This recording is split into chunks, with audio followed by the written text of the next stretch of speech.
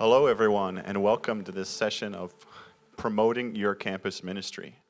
Starting off, just want to do some, basic definitions of what promotion is. It kind of seems obvious, but for the sake of this session and for the sake of everybody listening, I think it would make sense that we just kind of define what promotion is. Promotion could be defined as an activity that supports or provides some sort of engagement or encouragement, the furtherance of a cause, venture, or aim. So one of the key things to learn about promotion is that promotion is not necessarily a worldly, carnal concept. If you study the scripture, promotion is a concept that begins in the Word of God. So there's a scripture I wanted to read as we're starting off to just kind of hammer this point home. It's in Psalms 96, verse 2 through 3. It says, "Sing to the Lord, praise his name, proclaim his salvation day after day. Declare his glory among the nations, his marvelous deeds among all people." So really, like I just said, a promotion is any effort that we're doing to get the word out, and in this case, the word of God. It's an active effort to promote. It's an effort directed towards telling as many people as you can about a certain message. In our case, this is the promotion of the gospel of Jesus Christ in the context of a campus ministry. This is why it's so important to state this, because sometimes we can get a narrow view of what promotion is. But on the offset of this session, I want to just reiterate that promotion is all things that involve the spreading of the word or a message. So when diving into the history of promotion, we've heard of modern promotion. It began in the 16th and the 17th century through newspaper. You probably have heard this before. Extra, extra, read all about it. Promotion. And promotion is very powerful. And so we're going to look into a little bit of practical applications when talking about promotion on a college campus. So what examples do we have here? We have flyers, we have signs, we have banners, billboards, social media posts, email blasts, we have setup events, and also we have personal invitations. Right. So what we're getting at right now is that promotion could be a number of things. It could be really a wide variety of things. And a key point to keep in mind when you're researching and you're strategizing, or you're just, spitballing about promoting your campus ministry on your campus, is don't put all your eggs in one basket. Sometimes we can have a mentality in campus ministry that we just get tied to a method or married to a method of promotion or evangelism. And we just get stuck on a method and we keep doing the same thing over and over again and we're not getting any results. If that's the case, maybe you got to change things up. Maybe you got to come at things from a different angle and with a different tactic. Don't be one-dimensional, I guess, is really what I'm saying. So if you're just putting up flyers day after day, week after week, and nobody's coming to your campus ministry, you're not getting engagement with people. Switch it up. Maybe change your tactic. Maybe I heard one individual say that they were struggling with getting visitors to come to their campus ministry, but they changed their tactic, they switched their strategy, and they started putting yard signs all across their campus. And the next day, they had around 30 people that showed up to their campus ministry. So, wow. And so it definitely proves that switching up or learning what works on your campus is very effective. So there are many different examples, as we already mentioned before. You have flyers, posting them on billboards, setting up a table for the use in group and in personal evangelism. Also, which is the widely used tool that we all know of, is social media. Social media and graphics images are very important now because, our generation is very visual. We like to see things. We like to see it put before us. So in social media, a way to use that, there are many different tools that you can use to create content, or there are some apps that you can use on your phone which are free that already have templates made out for you. All you have to do is go in and edit. So we're going to go through that list a little bit. So have your list ready. We have Canva, which is a great photo editor. You have Typorama. You have another app called Over, which is another photo editor. Spark Post. It's a great one. Videorama, if you're into making videos, wanting to get little clips from your Bible studies, that is great. Using Videorama. InShot is another great video editor that I personally have used and have loved. It is very inexpensive, and these are tools that you can use to promote your campus ministry. See, but with all of this, all these examples or all these ways that you can use to promote your campus ministry, you must be willing to have a target for your platform. We don't need to just use social media as, oh, I'm just going to post announcements and that's all I'm going to do, or I'm going to post whenever we have. We must have a vision on what we're going to do. We must have a target that we're aiming for. So I want to question you today. What are you aiming for on your social media platforms? See, because if we're just posting announcements and we're not getting any interactions, we may need to switch it up a little bit. So we must shift from just posting announcements, or as Brother Nate said, staying one-dimensional and be willing to spread out. So know your aim. Don't just be one-dimensional and just be always posting announcement mentality, but also be willing to shift to a ministry mindset. Be willing to have a ministry mindset of my target. Oh, I'm purposely doing this, intentionally doing this. So, Brother Nate, you guys have done a great job in promoting that. And so can you share with us just a few examples of what you guys have done with your campus ministry? Yeah, so I liked a lot of what you were saying, Caleb, was just so key, and something that is not, it doesn't come naturally a lot of times, and maybe we can save you guys some trouble when it comes to having an effective presence on social media. It was something that I kind of learned the hard way, because I'm not a social media guy. I kind of learned by failing. You know, sometimes failure is the best teacher. And so what Caleb said was really the key to us having an effective strategy with our social media, because for the longest time we just used our social media platforms to post events, post information, and maybe share some encouraging scriptures, just kind of having that mindset of I'm announcing what our campus ministry is doing, but we weren't really getting a lot of engagement going on. And so something shifted in us, and we just had this mentality that, you know what, we're going to change our aim, we're going to change our goal, and we're going to seek to have a mindset that we're going to minister to people through our social media platforms. Now, what does this look like practically? So one of the things that we did, we sat down as a team and we were brainstorming about what is a need on our college campus. What are the needs of the population of our college campus and of our city? And so we tried to find a need, and we strategized about finding a need, and through our campus ministry, we intentionally tried to meet that need, to try to build trust. And then through this sort of mentality of meeting needs, you build trust and you have an opportunity to sow the gospel. So one of the ways that we've been doing this is more video stuff on our platforms. So one of the things that we do is we have a webinar, a weekly Zoom webinar that we stream to our social media platforms about mental health. You know, mental health is a major thing for college students. It's kind of one of those big, things that's garnering a lot of attention right now in our society. And so we decided we were going to use that as an opportunity to sow the gospel. So we started a weekly webinar that we streamed to our social media platforms, and we just started, using it as an opportunity to minister to people through our social media. Now, I'm not saying, Caleb, that we shouldn't do announcements, that we shouldn't have information about our campus ministry meetings through our social media.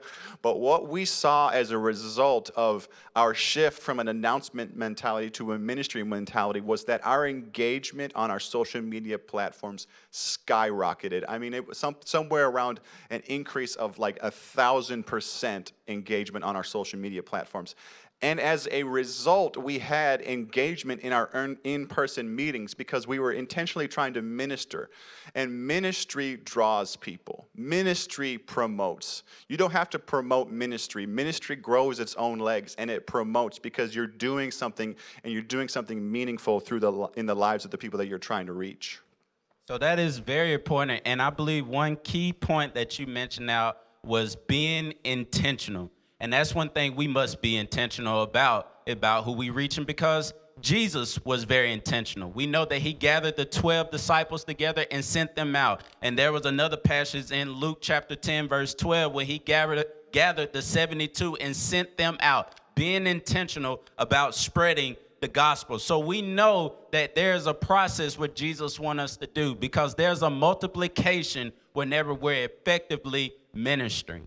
So there was a multiplication that happened with the disciples, and Jesus also wants that to happen in us. One thing I can share with this personally, I remember whenever I first started campus ministry, I was actually just afraid to witness at times because I was fresh, didn't even know CMI was a thing. I learned about it later. I just want to win souls on campus. And this is what happened. The first week we had 11 people, and I just invited a few people. Then the second week it grew to 21. And I'd invited a few people then. Then the next week it grew to 75 people. In 3 weeks, God had done that. But it wasn't because of just me going out and telling people. It was by the word of the people who came to the Bible study that spreaded the gospel, that there was a multiplication that took place. Why? Because promoters really is people are your best promoters. Remember that all the time. So I will also encourage you in your Bible studies and on your social media to encourage other students not only to come to Bible studies, but also promote and tell them to, hey, you came, you enjoyed it. Now tell your friends, hey, come and enjoy this. Your people that come to the Bible study are your greatest promoters. That's so key, and I just really loved what you're saying about that, Caleb. I think, there's several different ways that we can encourage and engage this sort of, I would say, just promoting through people. That was one of the key things as we were getting ready for this session is people are your best promoters. And really, what does that boil down to? That boils down to really, yes, you can have the best social media strategy, you can print flyers, you can post banners, and you should do all of those things. So if you're listening to this right now, don't feel like we're discouraging that, because that's very important. And you will have people come to your Bible studies because they see a flyer, they see a sign. It's going to happen, but the thing that will be most effective is personal invitation. So none of these methods replace the mindset and the biblical principle of going and telling. So, but I think sometimes we can box ourselves in when it comes to what is a legitimate invitation, what is a legitimate, example of going and telling.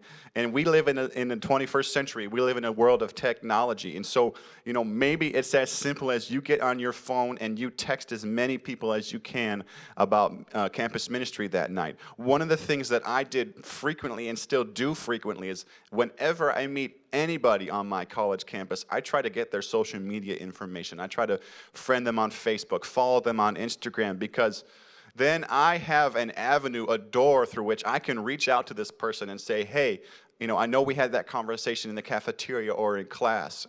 Would you be interested in coming to campus ministry tonight? We're having a good time. We've got food. We got all of these things. Some other intentional things you can do if you're really wanting to take this to the next level is email blasts, I guess you could say. So, we all can have ways and avenues through which we gain emails, or we have access to our other students or classmates and their emails through certain platforms. And it's a way where you can send out invitation. It's something that we've actually done with great effect with our social media effort to minister through our social media and through different platforms and webinars. And so we started just, basically banking a lot of emails and just sending out these email blasts. Now, you got to be careful with this. You don't want to be intrusive. There's a lot of ways that you can go about this. I would recommend using a software that allows people to communicate back with you. One of the examples is MailChimp, where they can basically turn off getting emails from this, because you don't want to gain this reputation of being that group on campus that just spams people. But it is an opportunity for you to promote through campus ministry. One example of this is we have a weekly email list that we've set up through our campus ministry, where we have a database of emails right now that is north of 1,500 students. And every single week, we send out an email to these students about what we've got going on campus. We reach out to them, try to get them to engage with us on social media, engage with us in our platforms. And in doing so, we really have gained a lot of interest and engagement in our meetings in person, on our social media platforms, in the ways that we're trying to minister through it.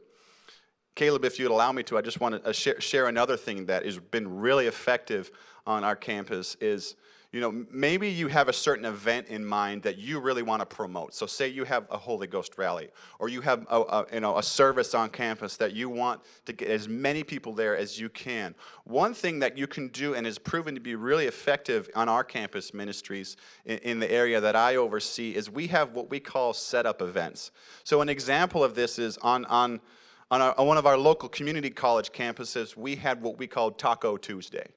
And the purpose of this event was just to get as many students into a room as we could, and we'd just serve them food, we'd serve them tacos, and as we're doing this, we'd give them information about our campus ministry, we'd give them information about an event that we had coming up, and it was a really casual way to be of service and minister, because we all know the ministry of tacos is one that college students really enjoy. So it's just an idea, there's these events that you're using it to build momentum and gain contacts with students. It's social in nature. We've all heard the phrase, if you feed them, they will come. But you're giving students a way to engage with your group in a positive manner, and you sow a seed through this setup event, and you give them an invitation either to engage in a personal Bible study, come to your weekly meetings where you sow the Word of God, or come to a worship service on campus. So there is a much multiplication that happens, and that's really what we want to stress right now, is that campus ministry and promotion of your club on campus, it can come in so many shapes or forms. And I think really where we want to wind up as we kind of wrap this thing up today is that mindset that you don't want to get one-dimensional. You don't want to box yourself in. And this is going to be something that you and your team have to pray about and have to seek the Lord about. And can I just be honest, sometimes there's a humility that's involved in this. It's being willing to admit what you're doing isn't working. Being able to say, you know what, the strategies that we've got in place, they're just not panning out. Things aren't really working. So you switch it up. And remember, people are your best promoters. And you want to create a culture of spreading the word. You want to create a culture with which people just begin to gain this excitement, and there's an energy that's a part of your group. And through that, your message, your club, your influence over your college campus will begin to spread. So I hope this session has been helpful to you guys. I hope you've learned a whole lot. And just remember, there is truth in the gospel that your college campus needs. And you can reach your college campus. You can promote the message and the gospel of Jesus Christ on your campus. You're called to do it. God's going to give you the grace to do it. God bless you guys. God bless you.